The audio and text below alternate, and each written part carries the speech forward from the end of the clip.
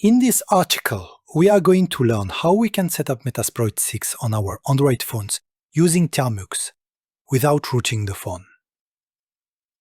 Metasploit is a framework written in Ruby for penetration testing purposes, in ethical hacking as well as in unethical hacking. Termux Emulator. In Linux, we have a terminal to run the commands. Similarly, for Android devices, we have Termux used as a terminal emulator. It allows us to install a minimal package using the package manager.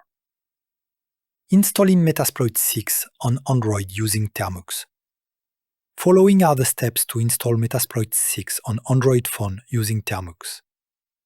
Step 1. If you have not installed Termux, then install it from the Droid website, as shown in the other video. Step 2. Run the following command as instructed. In case of any errors, contact us and it will be sorted.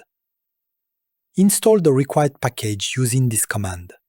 Git clone https://github.com/edulifetechhacks/metasploit.git. After cloning it from GitHub, navigate to the Metasploit folder by running this command. cd metasploit/ list all files in that directory by using ls command. Run an installion bash command that will do all the work of installation for you. Bash install meta. When done, run one of the last commands to start Metasploit, msf console. Also, there is an option for updating your files from GitHub.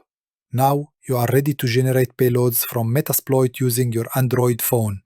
If you type one of the major commands used in Metasploit, show options, you will be prompted with a list. And also to view available payloads, type search payloads, and you will choose the one that will fit. You demand either Android attack or Windows attack. Next, we will perform an Android attack and Windows attack via Metasploit. Are you ready for this? Stay tuned for the next video. This video is for educational and awareness purposes only. Do not engage in or support any form of scam or fraud. Always stay safe online. Never attack.